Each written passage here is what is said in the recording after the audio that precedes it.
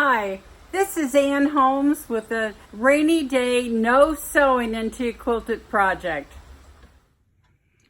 Many years ago, I inherited this box from my mother-in-law with full of these arcs for a double wedding ring quilt.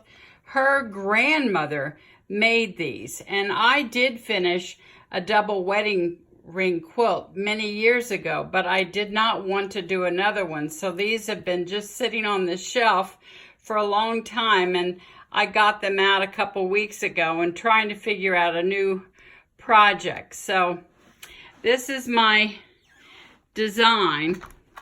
I just decided to make them like sunflowers because my relatives are in Kansas, and so I drew these three sunflowers. It's a very easy pattern to do, and I just wanted to show you a few tips. I have three different sizes of sunflowers.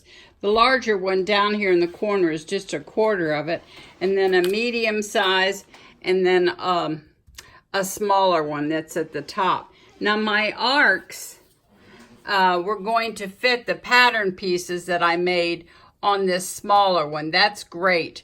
But then to do this medium size and the larger one, what I had to do was cut the pattern piece in half and then iron my freezer paper pattern onto the arcs and then trim those off with my magic button. You can see we've added the 1/4 of an inch seam allowance to either side. Now I did not want to turn these, so this was my plan, is to, once I had those down, place those down. First of all, I started, with the background to the foreground. All the edges are turned as I build it, as you can find out from my other videos. I just wanted to show you how I handled this project. So what I did was I ironed the freezer paper patterns onto my arcs, and now I still have to use my 1/4 inch button to trim those down, but you can see they were all hand pieced, and so I didn't want to have to turn those edges too. They got pretty skimpy. These pieces were only like 1 3/4 inches wide, so my plan was to not turn the outside edges, but to have other pieces on top to seal it off. So, for instance, this will be the center piece for the smaller one. But then I'm going to go ahead and turn those edges like I turned here. I turned those, it's a batik, so it looks the same on both sides, but I turned the edge, and so now that I have those arcs as my flower petals, so what I'm going to do is put then this one that I've turned the edges back, I'll place that here. I'm going to match up my tick marks, my registration marks, put glue stick down, and then seal that all down. And then for these outside pieces, I turned both edges of this, and then I put the, you start from the background. I did that, and now to seal those two edges, I turned both sides of that small little arc.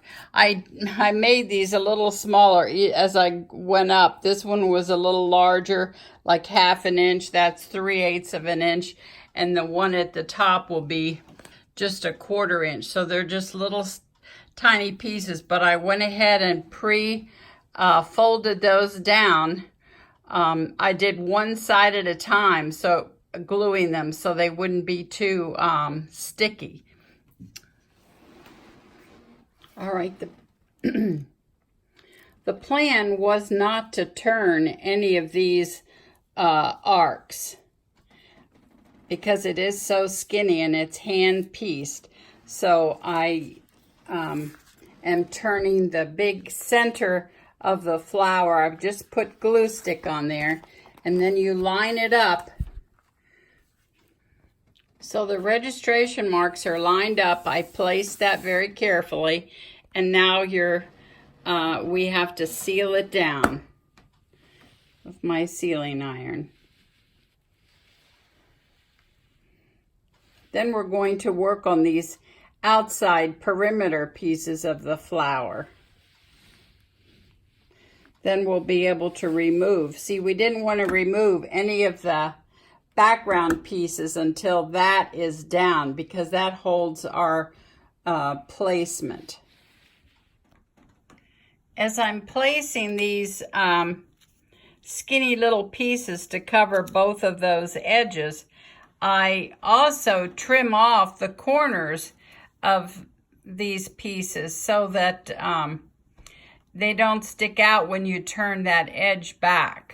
So you just clip that. And then I also use my sewer stiletto to lift this paper because I didn't want to glue, you know, that under there. We don't want to have to pick paper out later on. So I just fold it back and get it out of the way. You could go ahead and remove that. Now you just want to be careful. I don't want to remove this piece because it holds the placement for the next skinny ring that we'll do after we've placed those arcs. You can see how I just nipped off those corners, so when I turn it back, those edges won't stick out. And you just place these down and turn one edge at a time as you go around, because the pieces are interlocking. I won't turn this, but I'll turn the piece that goes on there. So see, I'm going to pull this paper pattern off for the arc. I'm going to save these pieces because I may make one more of these for another relative. So it's fun to pull off the paper to see what your design is going to look like. I have some vertical lines going through my design, kind of like wallpaper, and the background fabric is yellow. I used the same yellow. I just turned it over and used the back side here to give it a lighter color for the background. I thought it would add more interest to have these vertical lines like wallpaper through here. And then it's fun. You can start removing your pattern pieces, but you don't want to remove anything that's holding the placement for the next pieces that you put down. So it's fun to see the fabric, but don't pull off your piece too soon. You just want to make sure everything is surrounded by everything that would touch. You can remove any pattern piece that is already surrounded by anything else, but I don't want to take this one off because that is going to hold the placement for the next little ring that we'll put there.